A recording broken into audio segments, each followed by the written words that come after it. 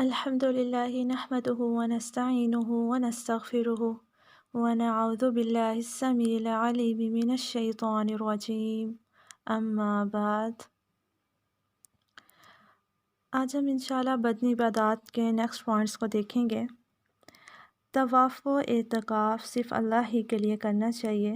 طواف یہ ہے کہ ثواب کی نیت سے کسی مخصوص جگہ کے گرد چکر لگایا جائے، جبکہ اعتکاف اسی نیت سے کسی خاص جگہ پر خاص مدت کے لیے بیٹھنے کو کہتے ہیں۔ یہ دونوں کام عبادت ہیں، اس لیے صرف اللہ کے لیے ہی کیے جا سکتے ہیں، کسی اور کے لیے نہیں۔ طواف چونکہ مناسک حج اور عمرہ میں شامل ہے، اس لیے صرف بیت اللہ کے گرد ہی کیا جا سکتا ہے۔ اس کے علاوہ کسی بھی جگہ کا طواف غیر اللہ کی عبادت کے مترادف ہے۔ سورہ الحج آیت نمبر 29 میں اللہ تعالیٰ فرماتے ہیں وَلْيَطَوَّفُوا بِالْبَيْتِ الْعَتِيقِ، انہیں چاہیے کہ اللہ کے قدیم گھر یعنی بیت اللہ کا طواف کریں۔ اسی طرح سے سورہ البقرہ آیت نمبر 125، ہم نے ابراہیم علیہ السلام اور اسماعیل علیہ السلام سے وعدہ لیا کہ تم میرے گھر کو طواف کرنے والوں اور اعتکاف کرنے والوں اور رکوع و سجدہ کرنے والوں کے لیے پاک صاف رکھو۔ طواف کے علاوہ اعتکاف مسجد حرام اور دیگر تمام مساجد میں درست ہے اور کسی بھی وقت کیا جا سکتا ہے، لیکن شرط یہ ہے کہ صرف اللہ ہی کے لیے کیا جائے، کیونکہ اعتکاف ایک عبادت ہے اور ہر عبادت قبولیت کے درجہ تک تبھی پہنچتی ہے جب اسے خالص ہو کر صرف اللہ کے لیے کیا جائے۔ نیکسٹ ہے حج اور عمرہ صرف اللہ ہی کے لیے کرنا چاہیے۔ وَأَتِمُّوا الْحَجَّ وَالْعُمْرَةَ لِلَّهِ، اللہ ہی کے لیے حج اور عمرہ مکمل کرو۔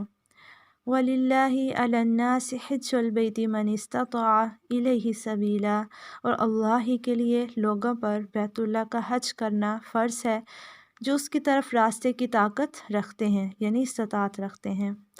حضرت ابو ہریرہ سے روایت ہے، رسول اللہ صلی اللہ علیہ وسلم نے فرمایا، جس نے اللہ کے لیے حج کیا اور اس میں نہ عورتوں کے قریب گیا نہ ہی کوئی فسق و فجور کا کام کیا، تو وہ اپنے گناہوں سے پاک صاف ہو کر اس دن کی طرح لوٹے گا جس دن اس کی ماں نے اس کو جنا، یعنی گناہوں سے بالکل پاک صاف ہو جائے گا۔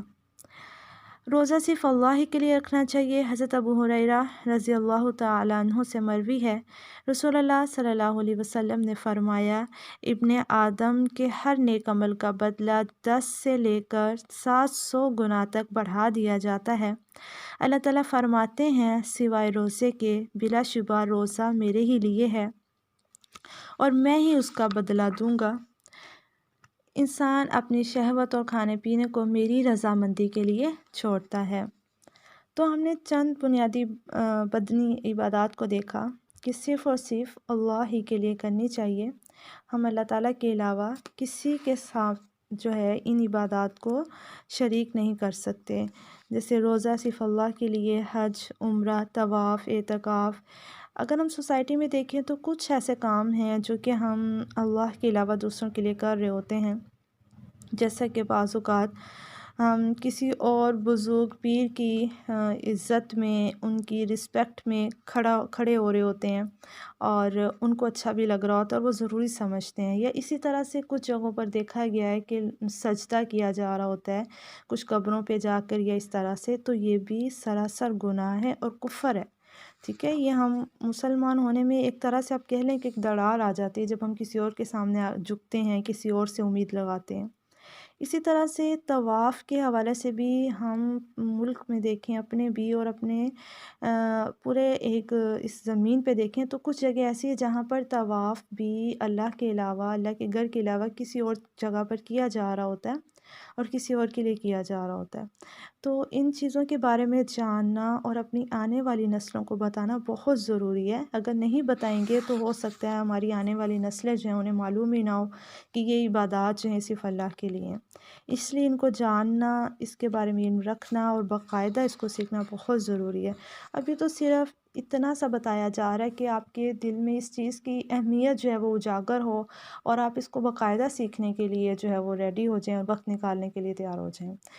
بہت سی دعائیں آپ سب لوگوں کے لیے، اللہ تعالیٰ بہت سی برکتیں عطا فرمائیں، دنیاوی بھی آخرت کی بھی، اور ایمان میں برکت عطا فرمائیں، آمین۔ السلام علیکم ورحمۃ اللہ وبرکاتہ۔